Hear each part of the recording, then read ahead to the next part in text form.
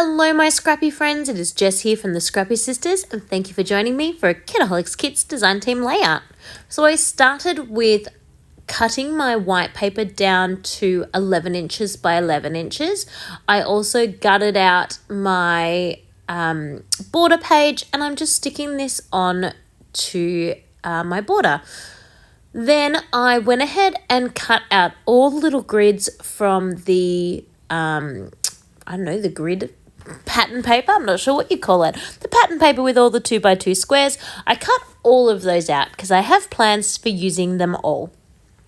And in this particular layout, I am going to create almost my own little background. It's like, why did you cut those out, Jess, just to stick them all back on? But I have a plan.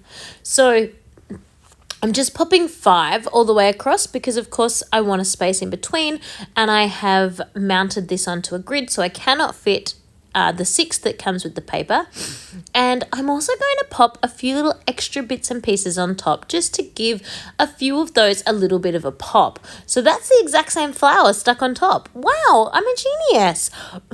I just love the dimension it adds by popping things up with a little bit of foam.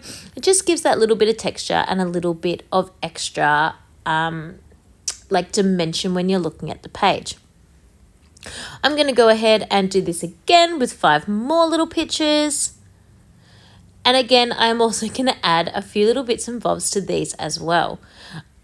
I'm going to cover up the word beautiful, no particular reason. It absolutely could have stayed there, but I really wanted to pop this little teacup on.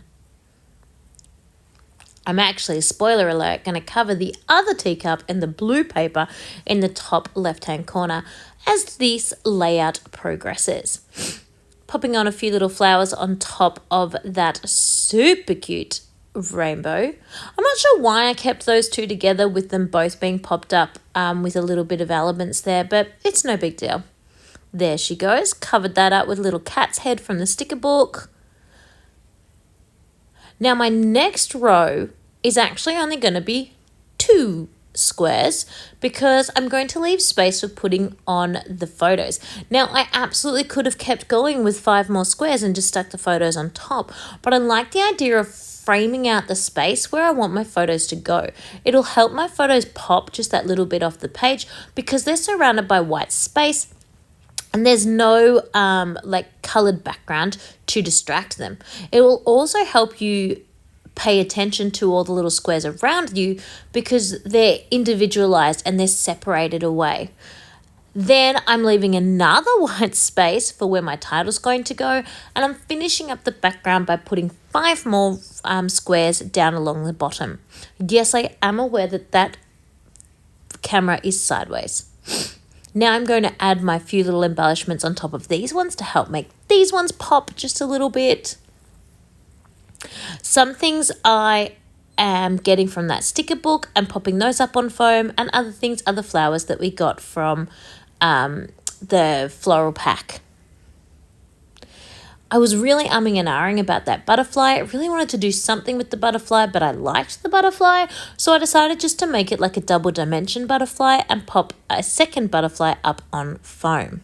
I wonder how many times I can say the word foam in this layout video.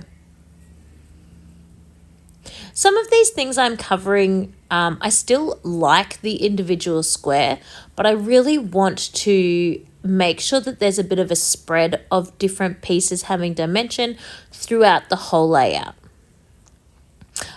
You may have also noticed that I alternated the white background. So like along the top row, there's a blue background, white background, grey background, white background, pink background, white background, pink background, white background, pink background, white background, green background, white background. So you can see that I'm alternating with the little white background on those 2x2 squares.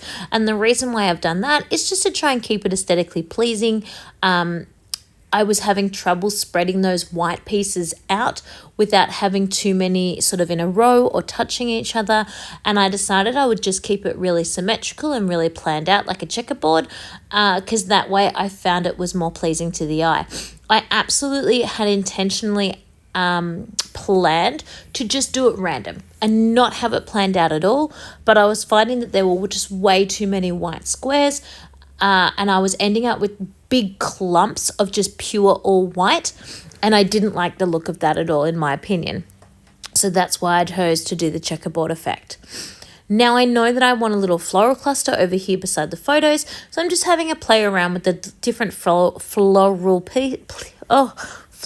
pieces to see how that will look. Now these particular photos are of Thomas. He was doing really well with his nighttime nappies, well, not having nighttime nappies, and so he's overnight toilet training basically. And we said that because he'd been doing such an awesome job, he was allowed to go to the shops and choose a new doona cover. We looked at all different types. We looked at the stereotypical boys ones with the Spider-Man and all of that. We looked at the neutral ones that are just colours and patterns. But he was adamant right from the second when I told him that he could have a doona cover that he wanted a mermaid. So he went with his dad to the shops and they came home with Ariel, the Little Mermaid doona cover, and he is so happy, and we are so happy. Good on him. He knew what he wanted, he chose what he wanted, and he loves it. So we just thought that was super cute, and we thought it was a nice little reward for his hard work of getting up in the night if he needs to go to the toilet and continuing on with that.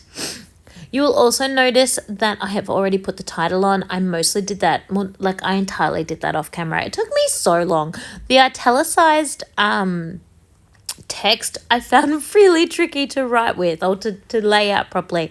I ended up using my square ruler. Actually, I don't have a square ruler. That's a complete lie. I have a straight piece of paper. I ended up using my straight piece of paper to make a baseline for each of my 3 rows and make sure I lined those all up perfectly to help with lining up my letters in the correct way. Now, if you could hear the background right now, you would be hearing Thomas have the biggest hissy fit of his life. He is screaming and crying and carrying on because he is so overtired, and apparently his sock got wet. So what I am doing to help distract him and to get those little sookie cries out is asking him, because it's a picture of himself, what stickers he likes from the sticker book. So he chose that love heart and he chose that cat. Now, I would normally put the love heart on the page. That's totally fine. I probably wouldn't put the cat on this page, but it totally works. And he chose it, so I'm so happy to put it on. I need to write that in the journaling when I pop some journaling on later. But it worked so perfectly because he was choosing different stickers. I did edit quite a bit of the him choosing part out because it took quite a while for him to look through the book and find the things that he liked. But it was a perfect distraction to get that little sookie hissy fit to go away, because honestly, wet socks was not the biggest deal in the world, and it just shows that at 5:30 or 5 p.m. in the afternoon, he was cooked, needed to have some dinner and go to bed. So I am going to finish this one off by using the super beautiful Nuvo sprays that came in our mixed media kit. They are super cute. I'm just tapping them on in this particular case. I did go a little bit wild in the top left-hand corner and splatter a little bit more than I would have liked all over the little cat's face. But the colours themselves are beautiful and I love the shininess.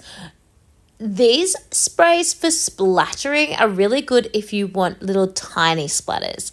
I have discovered today, whereas sometimes it's nice to get a little bit of size dimension, so I might need to have a play with trying to get some bigger blots to come out, but I can't wait to use those sprays again in a different way to really test out those colours. Thank you so much for watching this process video. I hope you have enjoyed it, and I can't wait to see you all in my next video coming up next week. Thanks everyone. Have a happy scrappy day.